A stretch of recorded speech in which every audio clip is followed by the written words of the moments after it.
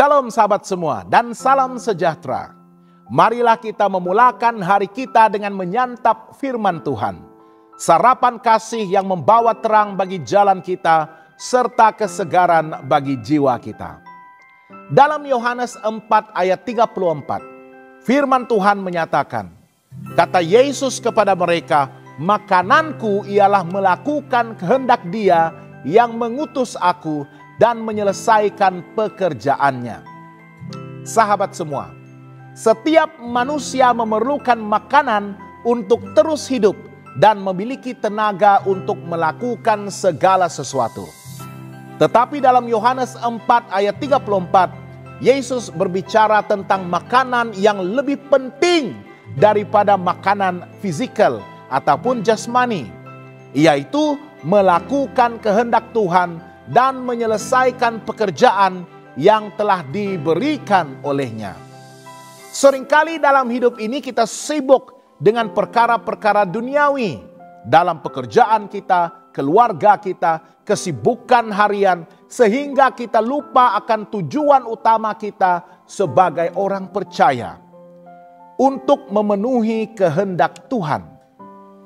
Hari ini kita akan merenungkan bagaimana kita dapat hidup di dalam kehendak Tuhan dan memiliki semangat untuk melakukan dan menyelesaikan pekerjaannya.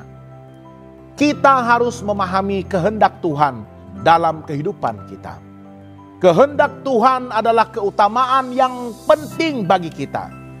Yesus menunjukkan kepada kita bahwa melakukan kehendak Tuhan harus menjadi keutamaan di dalam kehidupan kita.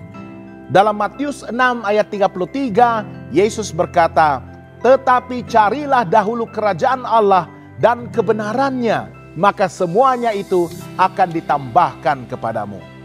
Jika kita mengutamakan Tuhan dalam kehidupan kita, Dia akan mencukupkan segala keperluan kita. Kita mengetahui kehendak Tuhan melalui firman-Nya. Tuhan telah menyatakan kehendak-Nya melalui firman-Nya. 2 Timotius 3 ayat 16 dan 17 berkata, segala tulisan yang diilhamkan Allah memang bermanfaat untuk mengajar, untuk menyatakan kesalahan, untuk memperbaiki kelakuan, dan untuk mendidik orang dalam kebenaran.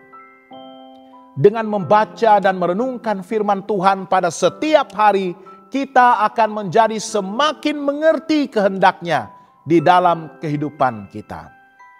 Kita harus menjalankan pekerjaan Tuhan dengan penuh semangat. Sebagai orang percaya, kita haruslah meneladani semangat Yesus sendiri. Yesus tidak hanya mengetahui kehendak Bapanya, tetapi Dia juga dengan penuh semangat menyelesaikan segala pekerjaan yang diberikan kepadanya. Dia mengajar, Dia menyembuhkan orang yang sakit, Dia mengusir roh-roh jahat, dan akhirnya Dia menyerahkan nyawanya untuk mati di kayu salib untuk menyelamatkan kita. Yohanes 9 ayat 4 berkata, kita harus mengerjakan pekerjaan Dia yang mengutus aku. Selama masih siang akan datang malam, di mana tidak ada seorang pun yang dapat bekerja.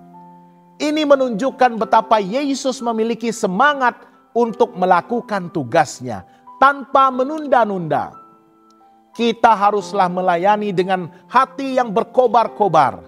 Roma 12 ayat 11 berkata, janganlah hendaknya kerajinanmu kendur, biarlah rohmu menyala-nyala dan layanilah Tuhan. Melakukan pekerjaan Tuhan bukan sekadar kewajiban kita, tetapi haruslah dilakukan dengan penuh kasih dan bersemangat. Kita harus melayani Tuhan dengan sepenuh hati kita, sama ada dalam pelayanan di gereja, membantu sesama kita, maupun menjadi saksi Kristus di dalam kehidupan kita sehari-hari. Marilah kita tetap setia melayani Tuhan sampai akhirnya. Dengan kuasa Tuhan, kita dapat mengatasi segala rintangan dan godaan. Dalam menjalankan pekerjaan Tuhan, sudah pasti ada tentangan dan rintangannya. Kadang-kadang kita merasa lelah, kita merasa kecewa, ataupun bahkan ingin menyerah kalah.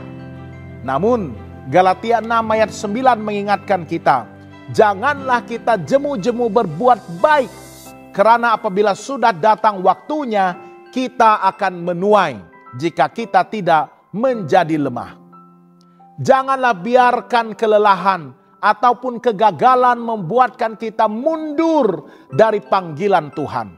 Percayalah bahwa kita akan menerima upah yang kekal itu. Tuhan menjanjikan upah kepada mereka yang setia melakukan pekerjaannya. 2 Timotius 4 ayat 7 dan 8 berkata, aku telah mengakhiri pertandingan yang baik, aku telah mencapai garis akhir, dan aku telah memelihara iman. Sekarang telah tersedia bagiku mahkota kebenaran yang akan dikaruniakan kepadaku oleh Tuhan. Jika kita tetap setia melakukan kehendak Tuhan, kita akan menerima mahkota kehidupan yang kekal. Yesus berkata bahwa makanannya adalah melakukan kehendak Bapa dan menyelesaikan pekerjaan yang telah diberikan Bapa kepadanya.